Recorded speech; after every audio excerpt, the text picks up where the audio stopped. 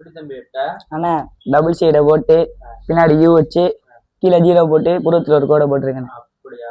ஏன் எதுவும் ஃபங்க்ஷனா? ஆமாண்ணே. என்ன ஃபங்க்ஷனு? பங்குனி தரும்ல. பங்குனி தரத்துக்கு ஸ்டைலா போதிய இப்ப. ஆமா. முருகன் ஐஸ் வைக்க. ரைட்டு. ஸ்கூல் லீவ் விட்டாச்சா? 2ஆம் தேதிண்ணே. அப்படியா? ஸ்டைலாட்னா திட்ட மாட்டாருல்ல?